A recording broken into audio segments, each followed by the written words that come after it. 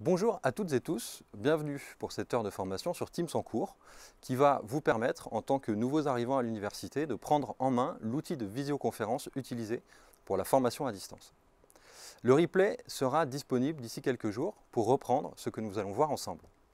Je m'appelle François Atto, vous avez ici en régie également avec moi Léa Rosamond-Hézard, ma chef, donc attention, elle aura la lourde tâche de nous répercuter les questions que vous aurez posées pendant le fil de la démonstration. Nous aurons le plaisir de suivre cette démonstration de Teams réalisée par Marie-Laure Trébuil et Baptiste Doucet. Nous sommes tous les quatre ingénieurs pédagogiques au sein du CAP, Centre d'accompagnement à la pédagogie pour les enseignants. Pendant la présentation, je vous remercie de nous poser vos questions en utilisant le lien WooClap qui va s'afficher. Il s'appelle Teams Tour. Ce qui nous permettra de vous apporter des réponses pendant le dernier quart d'heure de cette formation à Teams. Baptiste et Marie-Laure, je vais vous passer la main maintenant. Alors comment est-ce qu'on peut accéder à Teams ? Merci François, bonjour à tous. Donc la première chose à faire pour rejoindre Teams, c'est de l'installer. Pour l'installer, il faut se rendre sur la page office.com que vous voyez à l'écran et puis se connecter avec notre compte. Alors notre compte, il faut savoir que donc, toutes les personnes de l'université ont un compte par défaut chez Microsoft. Il suffit donc de rentrer son adresse universitaire comme ceci. Et puis, nous sommes redirigés vers le service d'authentification de l'université. On rentre notre identifiant. Logiquement, c'est votre numéro d'étudiant suivi de la lettre T et votre mot de passe. Et puis, nous sommes rebasculés vers le site de Microsoft. Voilà. Et puis ensuite, il suffit de cliquer sur « Installer Office ». Quand on installe Office, on a le choix dans les applications qu'on va vouloir installer, Word, Excel, PowerPoint, etc. et Teams. Voilà. Donc nous allons nous concentrer sur Teams. On considère donc que vous l'avez installé et puis on démarre notre petite démonstration. Donc l'interface de Teams, elle se présente comme ça. Alors, à gauche, on a un menu avec le centre de notification, le service de notification. On a en dessous les conversations, les équipes, les devoirs sur lesquels on ne va pas s'attarder, le calendrier et puis les éventuels fichiers que nous aurons partagés. On va revenir sur tout ça tout à l'heure un peu plus en détail. En haut à droite, on a, comme dans quasiment toutes les applications, l'espace des paramètres du compte. On peut changer notre photo, on va pouvoir gérer le compte. Là encore, comme toutes les applications, hein, les notifications, la confidentialité, la sécurité, etc. Les périphériques, ça c'est important. Voilà. Par défaut, tout est logiquement bien paramétré, donc on ne va pas s'attarder là-dessus. À vous ensuite d'aller regarder de plus près les paramètres qui vous conviennent le mieux. Bien, donc on va commencer. Donc Teams, c'est le premier outil de Teams, c'est la première utilité, usage de Teams, c'est la conversation, les échanges, le chat. Donc je vais chercher dans l'onglet de recherche ma collègue Marie-Laure Trébuil, et puis pour entamer une conversation avec elle. Donc il se trouve que j'ai déjà entamé une conversation avec elle, mais vous pouvez le faire avec toutes les personnes de l'université qui auraient installé un compte Teams. Et là, je démarre ma conversation. Voilà.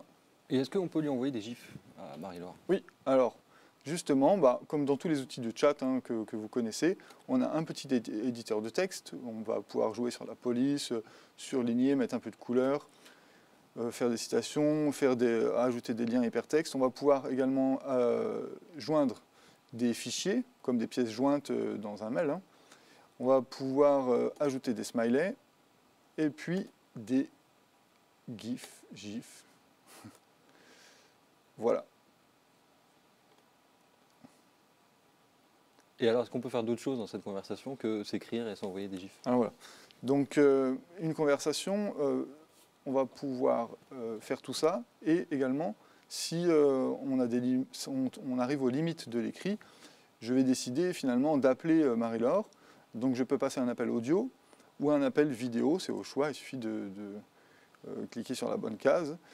Si pour autant la discussion avec Marie-Laure arrive à ses limites, puisqu'on est en train on a besoin d'une troisième, quatrième personne pour échanger, eh bien, je vais ajouter une personne ici. Donc, François, je vais t'ajouter pour que nous puissions échanger tous les trois de l'organisation de notre journée ou quoi que ce soit. Et par là, on pourra ajouter en fait tous les membres de l'université. C'est ça, tous les membres de l'université qui auraient installé un compte Teams. D'accord. Étudiants, personnel, enseignants. Okay. Donc là, nous sommes dans une conversation qui a basculé.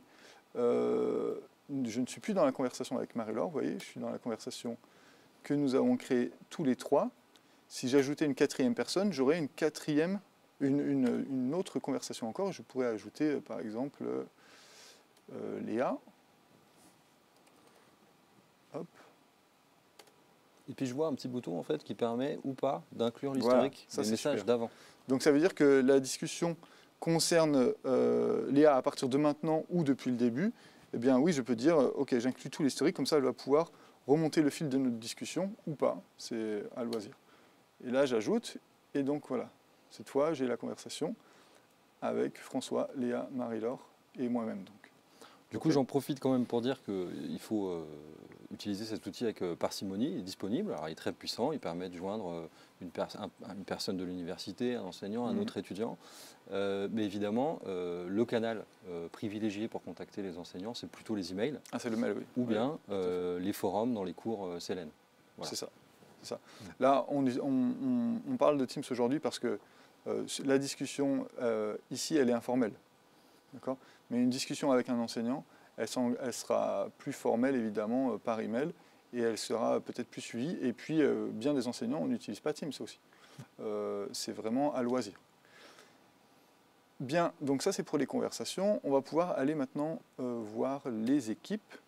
Alors, les équipes, il faut savoir qu'une équipe, c'est un petit peu comme une coquille vide dans laquelle on va pouvoir coller des canaux de discussion, de conversation. Donc une équipe, on en a créé tout à l'heure, mais on va pouvoir en refaire une devant vous. Je peux faire ici, donc rejoindre ou créer une équipe, et puis créer une équipe, je suis différents modèles, on va prendre le modèle classe, inutile de venir détailler ça, et puis je donne un nom à l'équipe. Je vais faire suivant, je peux ajouter une description, mais on ne va pas s'attarder là-dessus non plus. Et puis là, j'ai la possibilité d'ajouter moi-même des participants. Donc en fait, il faut savoir qu'on peut ajouter des participants donc, un par un. Ce serait vraiment fastidieux si on a un grand groupe. On peut aussi simplement, pour que les personnes rejoignent l'équipe, leur partager un lien ou leur partager un code d'accès également. On verra ça tout à l'heure. Là, je vais t'ajouter. Voilà. Ah bah je suis étudiant, je suis content. Voilà, c'est ça. Donc maintenant, quand on est dans l'équipe, voici le nom à l'équipe, ok. Je ne peux pas écrire là, ok. Là, ce n'est pas un espace d'écriture. On écrit dans le canal général. Donc le canal général, c'est le fil de conversation qui rassemble tous les membres de l'équipe. Ça veut dire qu'il n'y a rien de privé ici. Si c'est une équipe avec 200, 300 personnes, il n'y a rien de privé. Si je souhaite discuter en privé avec 2-3 personnes de cette équipe, je peux ajouter un canal privé. Donc on va faire les 3 petits points, vous avez vu, ajouter un canal. Okay. Et là, je vais choisir un canal privé. D'accord ? Là, je peux mettre canal privé juste pour la démonstration. Et donc là, cette fois, je vais ajouter moi-même les participants. Alors, je t'ajoute François, parce que de toute façon, tu es le seul de l'équipe. C'est ça. Voilà. Donc, dans ce canal privé, je ne peux interagir qu'avec François. S'il y avait d'autres personnes dans le canal général, ils n'auraient pas connaissance ni de ce canal, ni des conversations qu'il y a dans le canal. C'est-à-dire que le canal n'est même pas affiché pour les personnes qui n'y sont pas inscrites. Alors, okay. je t'interromps, Baptiste, juste pour dire que en fait, les équipes dans Teams, dans quel cadre les étudiants vont avoir à les créer, ça va être peut-être dans le cadre d'un travail de groupe, par exemple, pour organiser un groupe de révision, ce genre de choses. Donc dans ce cadre-là, ça peut être pertinent d'avoir ces canaux. Et puis tout de suite, il y a une vigilance, c'est que d'une part, augmenter le nombre de ces équipes, c'est se disperser dans plusieurs espaces de discussion avec des gens, donc potentiellement perdre des informations. Et à l'intérieur de ces équipes, augmenter le nombre de canaux, ça doit se faire aussi avec parcimonie, puisque assez vite, si jamais on ne choisit pas très bien, par exemple, l'intitulé de ces canaux, ou bien qu'on en fait 2 pour traiter du même sujet, on finit par perdre aussi un peu des informations. Donc il faut essayer de se limiter au maximum dans ces créations d'équipes et de canaux. Oui, tout à fait. Donc a priori, en tant qu'étudiant, vous allez plutôt avoir à vous connecter à des équipes déjà créées, des équipes en général qui sont créées à l'échelle du département ou à l'échelle du diplôme. Pour suivre les cours tout simplement. Mais effectivement, pour le travail de groupe, ça peut être utile.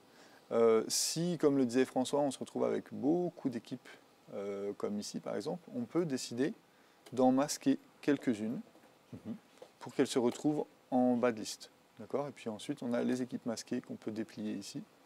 Voilà, ce sont peut-être les équipes qu'on utilise un petit peu moins. Oui, c'est ça, voilà. On peut... Puisque si on est sur 5, 6, 7, 10 équipes, évidemment, toutes les notifications arrivent simultanément et ça peut être perturbant. Voilà, ça c'était pour l'équipe, la création d'équipe. Maintenant, ce qu'on peut faire, c'est, ce qui nous concerne davantage, c'est la manière de rejoindre une équipe. Donc là, on a une équipe dans laquelle on avait été inscrit d'office. On peut voir, comme dans l'équipe que je viens de créer, la liste des participants. D'accord ?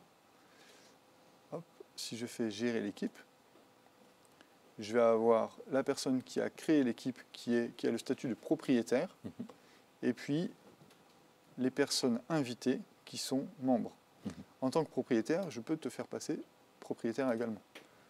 Auquel cas, François, ça veut dire que tu as la main sur l'ensemble des paramètres de l'équipe, tu peux même la supprimer. D'accord. Donc ça c'est pareil, il faut faire attention à ça. Il faut faire attention, et puis du coup ça veut dire qu'aussi je peux te retirer le droit d'être propriétaire, voilà. par exemple. C'est ça. Donc attention. Donc, je peux me faire exclure de ma propre équipe. C'est ça. Moi, ce qui m'intéresse par contre, c'est la manière de rejoindre une équipe. Donc on va faire la première chose, c'est rejoindre une équipe par code. Donc il se trouve que mon enseignant m'a envoyé par mail le lien d'accès à l'équipe qu'il a créée pour rejoindre le cours. Okay ? Donc je vais cliquer sur ce lien et puis on va suivre la manipulation. Donc j'ouvre un navigateur, okay ? Et puis là j'ai la possibilité, si je ne l'ai pas encore fait, de télécharger l'application Teams, d'utiliser l'application web, c'est-à-dire que je vais avoir une interface web sans l'application locale. Mais c'est un petit peu plus complexe et ce que je vais faire moi, puisque j'ai installé l'application, c'est ouvrir Microsoft Teams. Alors bien sûr, j'en profite juste pour dire que ce n'est pas simplement plus complexe, c'est que c'est aussi plus limité, c'est-à-dire qu'en termes de fonctionnalité, j'ai accès à moins de choses. Ouais, tout à fait. Et puis c'est relativement moins robuste, c'est-à-dire qu'éventuellement une déconnexion, un truc, je peux perdre la conversation beaucoup plus facilement et avoir plus de mal à suivre la conversation, le cours en fait, que je suis venu suivre. Donc l'idée, c'est plutôt de privilégier l'installation de l'application sur son ordinateur. C'est beaucoup moins ergonomique aussi. Ouais. Donc là, je vais cliquer sur « Rejoindre l'équipe ». Alors, il y a une petite différence, voilà, c'est que quand j'ai cliqué sur le lien, j'ai envoyé une demande, mais je n'accède pas directement à l'équipe. Maintenant, c'est à l'enseignant, le modérateur, le propriétaire de l'équipe, de m'accepter. Et voilà, il se trouve que Marie-Laure est notre enseignante en chef aujourd'hui, et elle vient de m'accepter, donc je devrais avoir une nouvelle équipe. Je vais rafraîchir et elle doit se trouver, voilà, équipe 2 par lien. Donc voilà, j'ai rejoint l'équipe. Donc ça, c'est la nouvelle équipe rejointe par lien. OK ? Donc là, en fait, moi, étudiant, simplement, j'ai reçu un mail d'invitation par l'enseignant ou la scolarité. C'est ça. Bien, d'ailleurs, dans mon emploi du temps, parfois, il y a des scolarités qui ont partagé en fait, les liens directement sur l'emploi du temps. J'ai cliqué pour rejoindre donc une équipe dans laquelle je vais avoir des enseignements qui vont m'être donnés par un enseignant. Voilà, c'est ça, tout à fait. D'accord.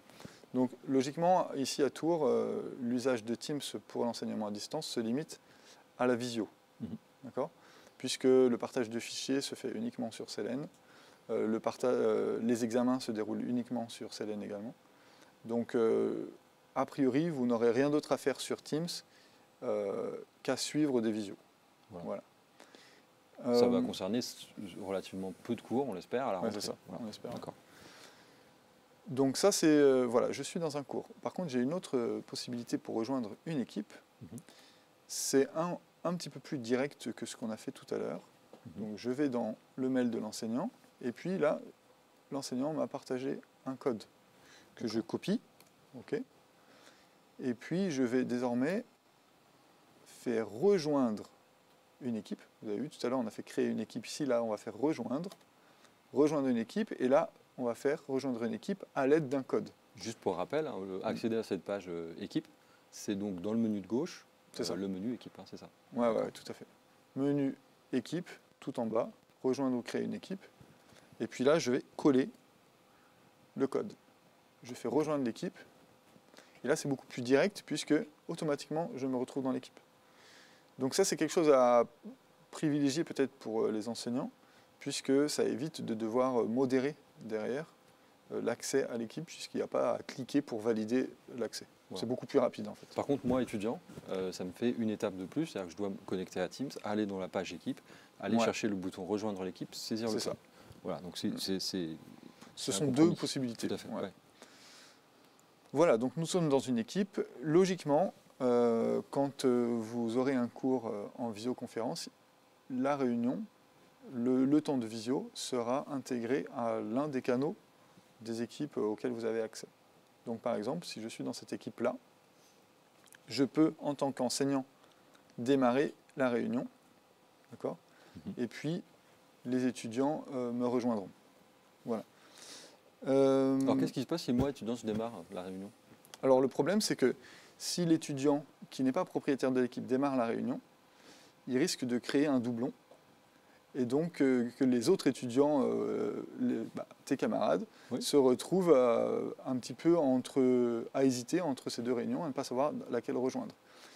Si l'étudiant démarre la réunion en premier, l'enseignant risque de ne parfois même pas pouvoir partager ses contenus d'enseignement dans la réunion, puisqu'il n'aura pas les droits, puisque c'est l'étudiant qui a démarré. Donc ça, c'est un problème, il ne faut pas le faire. Il faut attendre que l'enseignant démarre la réunion et cliquer sur « Rejoindre ». On va voir ça tout à l'heure. Bon, éventuellement, si j'arrive très en avance, il y a 2-3 camarades qui sont là, je peux démarrer une réunion, discuter un peu. Par contre, à l'heure du cours, je sais que moi, je dois rejoindre une autre réunion, qui est celle où l'enseignant est propriétaire. Voilà, c'est ça, tout à fait. Donc, quand on veut quitter la réunion, on raccroche et on va rejoindre celle qui est à côté. On verra ça tout à l'heure. Tout à fait. Bien, donc ce qu'on va voir maintenant, justement, c'est les réunions. Donc, il y a plusieurs... La réunion, c'est le terme que Teams donne au temps de visio. D'accord ? Ce n'est pas forcément une réunion. Un cours, ce n'est pas une réunion. C'est un cours en visioconférence. Ça s'appelle réunion dans Teams. Donc, c'est ça qu'on va aller chercher.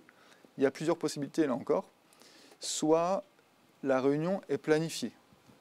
J'ai été inscrit dans cette réunion. Au moment de sa planification, on m'a ajouté, nominalement, on m'a ajouté dans cette réunion. Je la retrouve donc dans mon calendrier. Okay ? Ça, c'est assez rare, voire c'est presque jamais même. Pour autant, on l'a fait. Mon enseignante Marie-Laure Trébune m'a ajouté. Donc je vais cliquer sur cette réunion. Et puis là, j'ai les informations de la réunion et je peux faire ici « Rejoindre ». Si je veux le faire différemment, je peux retourner sur le calendrier. Je passe simplement la souris dessus. Un clic et là, je peux faire « Rejoindre » ici. D'accord. OK. J'ai accès également au lien de la réunion. Donc si, par exemple, un de mes camarades n'a pas installé Teams, mais souhaite accéder quand même par le navigateur, je peux lui partager le lien pour qu'il accède à la réunion s'il n'a pas accès au calendrier. Et du coup, sur cet écran aussi, si j'ai une difficulté pour me connecter, parce que pour une raison X ou Y, je ne sais pas quoi, mon micro ne fonctionne pas, ou j'ai un problème à signaler, je peux directement, je le vois là sur l'écran, discuter avec les participants, donc je peux signaler que j'ai un souci par écrit. Oui, tout à fait. D'accord. Ouais. Dire, écoutez, là ça ne marche pas, je vous rejoins dès que j'ai rebranché ma caméra ou redémarré mon ordi. Enfin, voilà. Donc là, je vais faire rejoindre. On va lancer. Donc ça, c'est l'interface préalable à l'accès à la réunion. Okay ? Donc là, je vais pouvoir activer ou désactiver ma webcam. Tu as un super arrière-plan. Ouais, c'est vraiment beau. Ouais. Je peux donc, très bonne remarque, filtrer l'arrière-plan. Je suis dans ma chambre, je n'ai pas envie de montrer ce qu'il y a derrière moi. Je peux simplement décider de flouter, ok. Oui. Mais sinon, si je veux carrément montrer autre chose, je peux ajouter une photo ou une image qui est proposée ici par le logiciel. Mais je peux aussi ajouter moi-même des photos que j'aurais téléchargées. Ok. Un paysage, n'importe quoi, on peut faire des petites blagues, on peut faire ce qu'on veut. Pour autant, c'est un petit peu gourmand en bande passante. Ça veut dire que si j'ai un réseau assez faible, pas beaucoup de débit, mieux vaut couper ma caméra ou alors au minimum couper le filtre. D'accord. Donc on prescrit quand même, quand on prend la parole dans un cours, quand on va parler avec un enseignant, lui poser une question, je ne sais quoi, malgré tout d'allumer sa caméra. C'est ça, ouais. Même si, évidemment, quand on est simplement là, positionné pour écouter un cours, bah, on peut se dispenser d'afficher son image parce que du coup on soulage la bande passante et on permet aux autres éventuellement de mieux entendre. Ouais, tout à fait. Donc on allume sa cam en fait quand on interagit et qu'on parle. Éventuellement si on est chez soi puis qu'on n'a pas envie de montrer son intérieur, on active le flou par exemple ou bien un arrière-plan, on pose sa question et ensuite on éteint sa cam et on écoute la réponse puisqu'il y en aura une. Voilà. Ouais, tout à fait. Et même on peut aussi évoquer ce point-là pour l'audio. C'est-à-dire qu'au moment où je me connecte, moi je vais couper mon micro, puisqu'on ne sait jamais si j'ai des bruits d'ambiance, des portes qui claquent, je ne sais pas, je ne suis pas tout seul. Mieux vaut couper son micro. On arrive dans la réunion, on allume, on salue, et puis on dit bonjour, etc. Et puis on recoupe pour laisser un petit peu la parole aux autres, et puis pour éviter les bruits parasites, parce que nous on n'entend pas forcément, mais juste un ventilateur par exemple, c'est vraiment pénible pour les autres. Je peux choisir les périphériques qui me conviennent et puis je clique sur rejoindre. Donc là quand je clique sur rejoindre, ça y est, j'arrive dans la réunion. Donc là je suis le premier. Et puis ensuite les autres arrivent, etc. On peut commencer à échanger. Si je suis à l'origine comme là de cette réunion, je peux décider aussi d'inviter d'autres personnes. Okay. Je peux voir la liste des participants ici. Là, je vois que c'est Marie-Laure qui a donc organisé cette réunion. Et donc, c'est elle qui a la main sur bien des paramètres. Il y a un onglet de chat pour avoir une conversation au cours de cette visio. Par exemple, je n'ai pas de micro ou quelqu'un est en train de parler, je ne veux pas lui couper la parole, je peux poser ma question à l'écrit directement sans que ça perturbe trop les échanges. Oui, tout à fait. De la même façon, quand j'arrive dans une réunion, c'est plutôt pas mal, dans un canal comme ça où des gens sont en train de parler, c'est pas mal de se signaler en disant bonjour par exemple en arrivant. Voilà. Et au revoir en repartant, idéalement, un peu comme on fait ça dans une classe. Merci, au revoir. Et puis au cours de cette réunion, j'ai la possibilité d'interagir. Tout simplement en faisant un petit pouce quand je suis d'accord avec ce qui a été dit. J'adore même ce qui a été dit. Alors, il n'y a rien de négatif. Donc, si vous n'êtes pas d'accord, vous dites rien. Non. Voilà. Je peux applaudir les remarques extraordinaires que François a fait. Je peux rire. Et puis surtout, alors là, ça c'est important quand on est 5, 6, quand on est assez nombreux, c'est lever la main. Donc, quand je lève la main, je demande la parole. Tout comme une classe en présentiel, en fait. C'est ça. D'accord. Donc je lève la main et puis je patiente pour que le modérateur ou la personne qui anime la réunion ou le cours me donne la parole. Quand j'ai pris la parole et que je me suis exprimé, il faut recliquer pour baisser la main. Vous voyez ? Tac, tac. J'ai accès à d'autres petits paramètres. Alors celui-ci est particulièrement important puisque c'est celui qui va permettre de gérer les périphériques. Donc quand on arrive dans une visio et que les gens nous disent « on ne vous voit pas, on ne vous entend pas », en général le problème vient de là. Donc il faut jouer là-dessus. Les haut-parleurs, vous pouvez les changer, d'accord ? Je ne vais pas le faire, sinon on va couper tout. Et puis on peut choisir son micro également ici, on peut changer la caméra. D'accord ? Donc quand vous arrivez, encore une fois, on ne vous entend pas, c'est ici qu'il faut aller. Les 3 petits points, paramètres de périphérique, vous changez les champs, à tous les coups ça marche. De manière générale, hein, dans Teams, les 3 Ouais. petits points, ça signale toujours un menu C'est ça. dans Ouais. lequel j'ai des options supplémentaires que celles qui sont affichées Ouais. déjà dans l'écran. Voilà. Ensuite, quand je fais un petit peu le tour de ça, je peux accéder aux informations de la réunion. Alors, en fait, les informations de la réunion, l'important pour nous, c'est le lien. Donc, quand je fais un clic droit ici, je peux faire copier le lien. Donc, encore une fois, j'ai un collègue qui m'écrit sur une autre messagerie qui me demande comment rejoindre ce cours. Je copie le lien, je peux lui envoyer. S'il a Teams, il le rejoint dans Teams. S'il n'a pas Teams, il le rejoint par navigateur. À vrai dire, pour une réunion, peu importe. Là, c'est pas très important. Je retourne dans mes paramètres. Je peux jouer sur... alors, les galeries et les grandes galeries, c'est quand nous sommes plus d'une quinzaine, une vingtaine, je peux jouer sur l'affichage des vignettes. Alors, l'affichage des vignettes, ça veut dire quoi? C'est pour, Alors, c'est-à-dire que en fait, quand on a 15 personnes qui ont leur caméra allumée, je peux jouer sur cet affichage, les mettre toutes en mosaïque, en mettre une au centre et les autres à côté, etc. Bon, c'est un petit peu comme tous les outils de visioconférence qu'on utilise. Pour les effets d'arrière-plan, je peux les reprendre ici. Si quand même ça me gêne finalement, ou il y a quelqu'un qui arrive derrière moi, paf, je le cache. Alors là, c'est l'aperçu, après on fait appliquer. Hein. Ouais. Voilà. Et puis voilà, ça suffit pour ces paramètres-là. Inutile de rentrer dans le détail des paramètres suivants. Quand la réunion est terminée, il y a deux choses. Moi, je la quitte, puisque ce n'est pas moi qui suis organisateur de cette réunion. Quand je la quitte, elle n'est pas éteinte pour autant.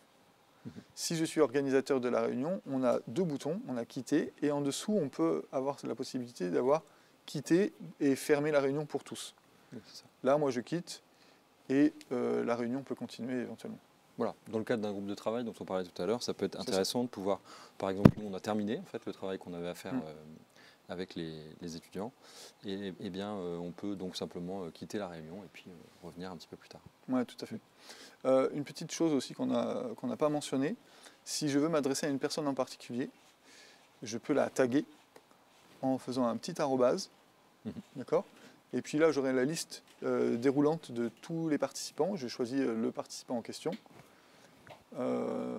Et puis, je lui pose la question. Alors, le fait de taguer le participant, ça a quelles conséquences pour lui? Eh bien, ça lui fait une notification particulière. D'accord. Ouais. Alors, juste une petite chose.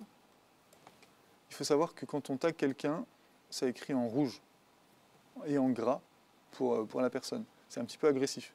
Moi, personnellement, j'aime bien retirer le nom de famille, sinon ça fait vraiment une injonction un petit peu agressive. D'accord. Ok. Voilà. Eh bien, écoutez, là, je pense qu'on a fait plutôt le tour. Alors, éventuellement, si je veux partager un fichier avec, avec le groupe, qu'est-ce que je peux faire? Bon, alors là, c'est assez simple. Hein. C'est comme dans un email. Je clique sur le petit trombone, charger un document, et puis là je me retrouve avec un explorateur du fichier. Je choisis le fichier qui me correspond, je double-clique et puis il est partagé. D'accord. D'accord. Ouais. Bon, sachant Voilà. que le partage de fichiers à l'université de Tours, ça va être plutôt quel outil? Alors on ne le fait pas. On évite le partage de fichiers sur Teams, puisque les fichiers de cours, on les partage sur Selene uniquement. D'accord. Donc, en gros, les fichiers principaux dont j'ai besoin pour suivre l'enseignement, ils vont se situer non pas sur Teams, mais plutôt sur Selene. C'est ça. D'accord. Ouais. Et puis, on peut même se dire que, de façon préférable, les liens pour accéder aux réunions sont partagés même depuis le cours Teams directement. Depuis le cours Selene, pardon. D'accord, le cours Selene. Ok. Ouais. Ça. Ok. Bon, bah écoutez, voilà. Merci beaucoup. Donc merci Baptiste, et puis Ouais. merci Marie-Laure de l'autre côté des ondes. Oui, merci beaucoup Marie-Laure.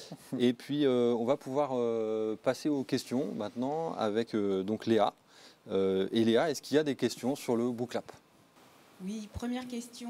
Y a-t-il possibilité d'installer et d'utiliser Teams sur le téléphone mobile? Alors oui, tout à fait. On peut utiliser Teams sur le téléphone.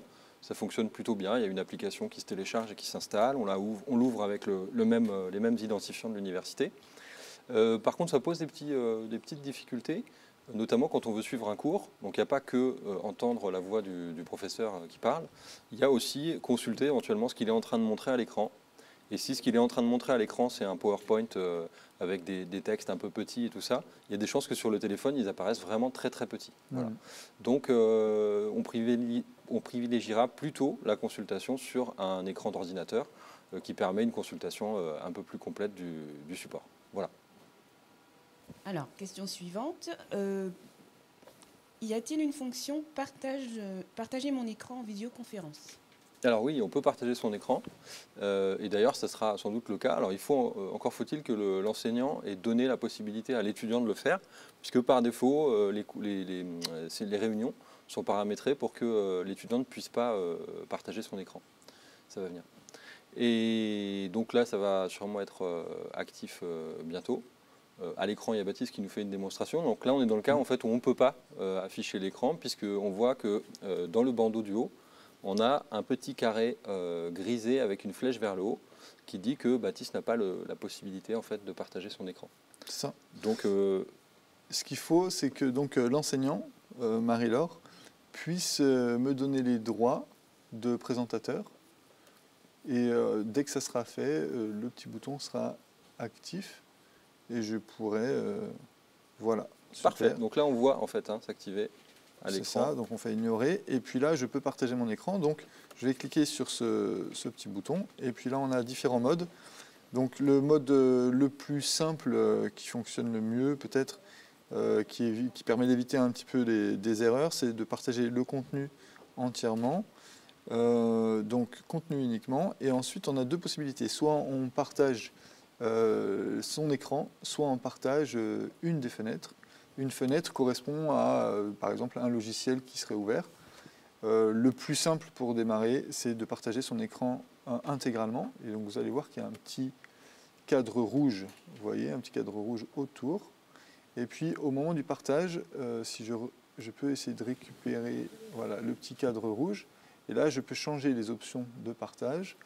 Et je peux aussi intégrer l'audio. C'est-à-dire que si j'ai envie de partager une vidéo, je peux partager le son de cette vidéo. Donc là, je peux l'ajouter. Et de la sorte, Marie-Laure, qui est de l'autre côté, doit pouvoir suivre mon écran. Alors là, c'est un peu... donc là, elle va se suivre elle-même. En fait, elle va suivre l'écran dans lequel elle est elle-même. Donc c'est un petit peu complexe. Ça fait une mise en abîme complexe. Donc par contre, ça permet vraiment, dans un cas très spécifique, c'est de pouvoir diffuser une vidéo aux autres participants.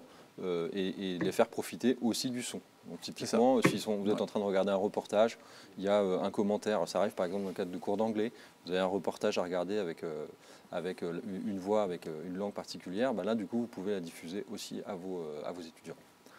Voilà. Alors un étudiant ou une étudiante demande s'il a ou elle a accès à Teams via l'ENT. Alors du coup, il n'y a pas de brique spécifique dans l'ENT pour accéder à Teams. Par contre, du coup, il y a une page qui est dédiée à l'accès à Teams sur le site de l'université. Alors il ne s'agit pas d'accéder à Teams, parce que Teams, c'est un programme qu'on installe sur son ordinateur, mais on peut retrouver facilement ces informations. Il me semble que c'est... On va voir si, du coup, Baptiste peut nous présenter ça. C'est la page Microsoft UnifTour, je crois.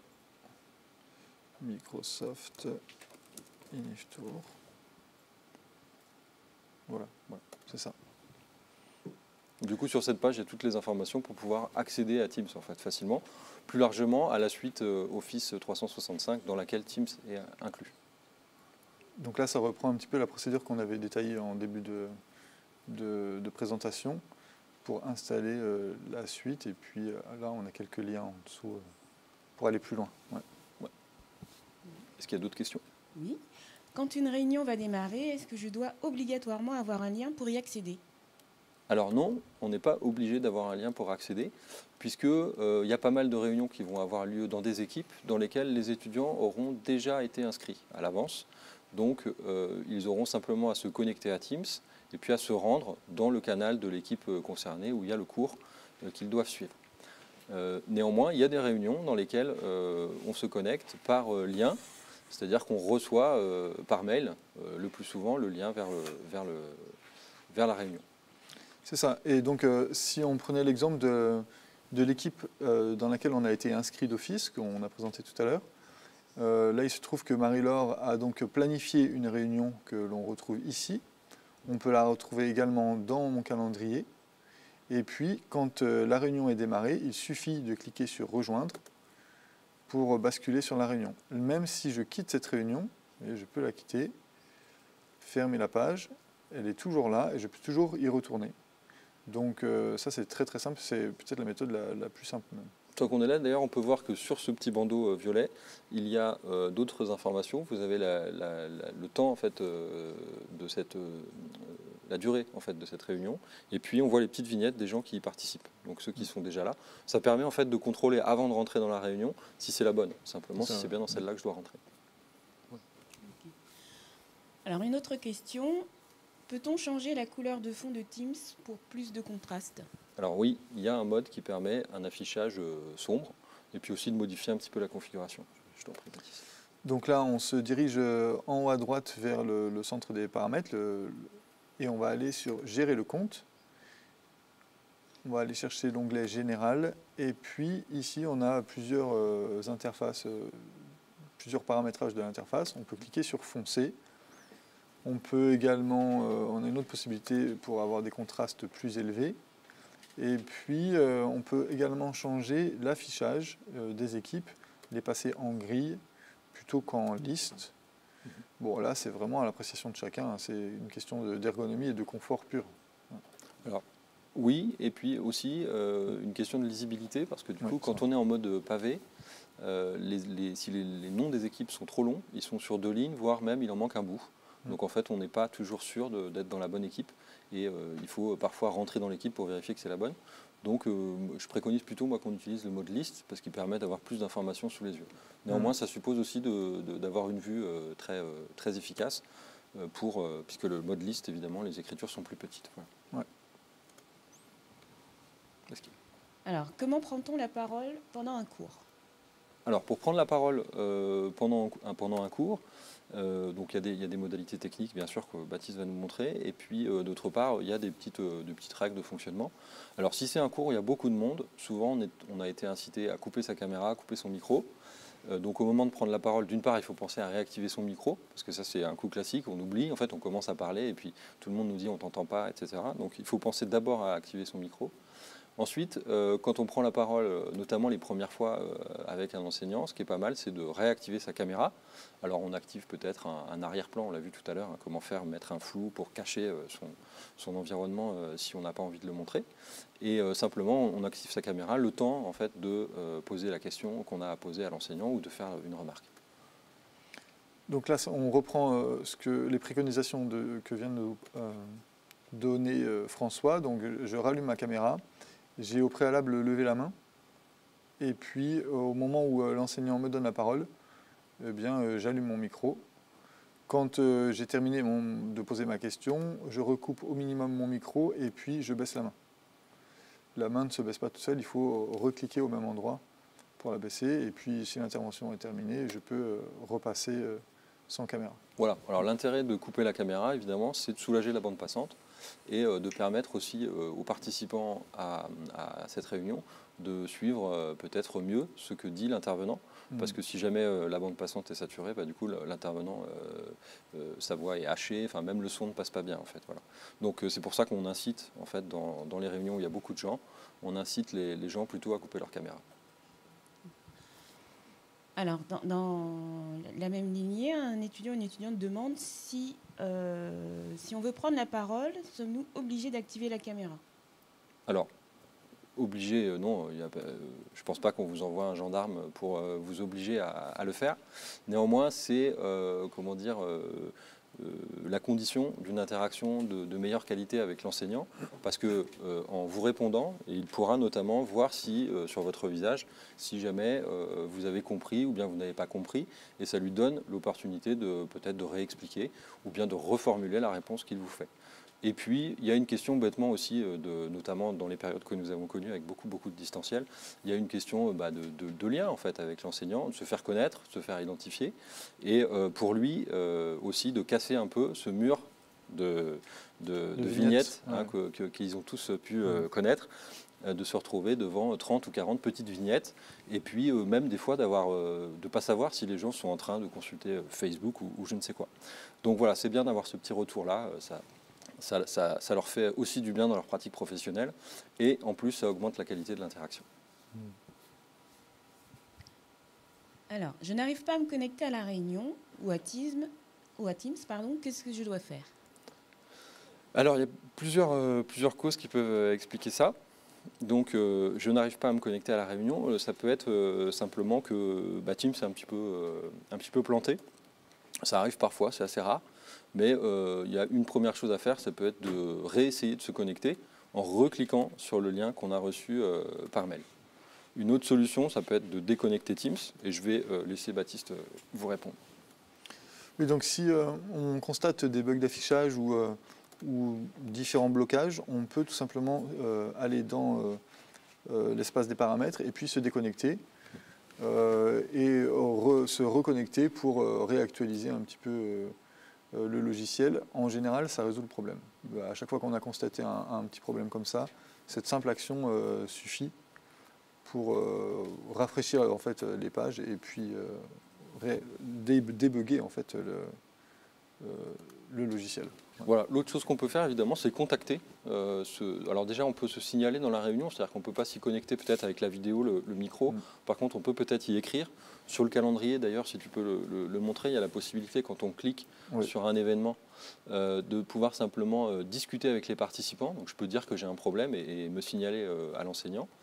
Je peux aussi en fait directement rechercher le nom de l'enseignant dans la barre de recherche en haut là, pour le contacter, pour lui dire voilà, j'ai un problème, j'arrive pas à me connecter. Si c'est une difficulté vraiment matérielle, après éventuellement je peux aussi utiliser du coup l'adresse d'assistance qui s'affiche en bas, assistance étudiant, et qui va vous permettre de poser des questions à un professionnel de l'informatique, puisque là du coup c'est peut-être un problème plus informatique qu'autre chose. Est-ce qu'il y avait encore des questions? Il y en a encore quelques-unes. Est-ce que je peux effacer ou modifier des conversations? Alors, effacer, modifier des conversations, c'est possible dans le cadre qu'on a évoqué tout à l'heure de la création d'une équipe par un groupe d'étudiants dans le cadre d'un travail de groupe, par exemple, puisque la personne qui sera propriétaire de cette équipe pourra modifier ou supprimer les messages qui seraient inappropriés. Donc c'est le cas pour un enseignant, du coup, dans une équipe dont il est propriétaire, il peut modérer un peu les échanges. Et moi, je peux toujours modifier mes messages. Je ne suis jamais bloqué avec ça. Donc là, il suffit d'aller sur le message en question, et puis les trois petits points apparaissent, et on va faire modifier. Donc on peut rajouter quelque chose. On peut aussi évidemment rajouter les pièces jointes, les smileys, enfin tout ce qu'on a vu tout à l'heure. Et aussi supprimer tout simplement ce message. Pour autant, j'ai supprimé le mauvais, donc je peux revenir en arrière encore et annuler cette suppression. Oui. Voilà. Alors, cette possibilité, par contre, disparaît à la prochaine reconnexion de Teams. On ne pourra plus en fait, annuler cette suppression. Donc, il faut s'en rendre compte tout de suite. Voilà. Si jamais on a supprimé un message par erreur, il faut pouvoir revenir tout de suite dessus. Et bien sûr, cette fonctionnalité ne s'applique pas sur les messages écrits par les autres. Oui. Alors, on a une question qui vient juste d'arriver. Pour installer Teams, il faut donc installer Office 365. Et là, je n'arrive pas, un étudiant n'arrive pas à l'installer. Il ne sait pas comment faire. D'accord. Que peut-il faire dans ce cas-là? Alors, du coup, d'une part, il peut consulter la page qu'on a identifiée tout à l'heure sur le site de l'université. Donc, dans un moteur de recherche bien connu, on peut simplement taper univ-tour.fr et puis Office 365, il y a des chances qu'on tombe sur cette page directement. Ouais. Sinon, le lien s'affiche actuellement sur le navigateur de Baptiste. Et puis, sinon, pour répondre complètement à la question, en fait, il n'est pas utile d'installer la suite en entier. Il suffit d'installer le programme Teams. Donc, du coup, on a montré la procédure tout à l'heure pour le faire. Le replay sera disponible. Donc, cet étudiant pourra, ou cette étudiante pourra d'ailleurs revoir la manipulation qui consiste simplement à se connecter sur la page de Microsoft. Peut-être qu'on peut le remontrer. Oui, on peut le remontrer, hein, si vous voulez. Donc, si on se connecte, je vais prendre juste une fenêtre de navigation privée pour pas que ça entre en conflit avec ce que j'ai déjà ouvert. Donc quand je suis sur Office, je vais cliquer ici pour me connecter et puis rentrer ici mon adresse mail universitaire. Voilà, je fais suivant. Et ensuite, je suis redirigé donc vers une page de l'université. L'identifiant des étudiants. Alors voilà, l'identifiant, c'est celui qu'on a rappelé tout à l'heure. Donc c'est numéro d'étudiant suivi de la lettre T. Et puis ensuite, votre mot de passe. C'est le même que celui de l'ENT, c'est le même que pour aller sur Célène ou sur votre boîte mail. Et là, ensuite, on est rebasculé à nouveau sur une page Office. Et là, on a ce bouton qui permet l'installation. Donc on peut installer Office. Et puis on peut choisir. Vous voyez ici que Teams est dans la suite des logiciels d'Office 365. Ouais. Mais comme disait François, on n'est pas obligé d'installer tous les logiciels. On peut avoir notre compte Office et puis installer seulement Teams. Oui, tout à fait. Et puis du coup, néanmoins, l'installation d'Office. Alors si c'est un problème technique, toujours vous avez la possibilité de contacter l'assistance avec l'email dont on a parlé tout à l'heure, et puis qui s'affiche d'ailleurs. Et si jamais c'est simplement l'idée de ne pas installer Office parce que peut-être vous ne savez pas exactement le contenu, l'intérêt, tout ça, il va y avoir prochainement aussi en replay et puis en consultation un webinaire qui traite spécifiquement de ce sujet. Voilà. Donc vous pourrez le suivre. Eh ben, écoutez, donc, il me reste à vous remercier tous et toutes d'avoir suivi ce webinaire. Et puis, je voudrais également remercier tout spécialement nos pathologues qui nous ont permis d'être avec vous aujourd'hui. Donc dans l'ordre n'importe lequel d'ailleurs, il y a Jean-Philippe, Benoît, et puis Pauline, et puis Mathieu. Donc merci, et puis on vous souhaite à tous une bonne rentrée.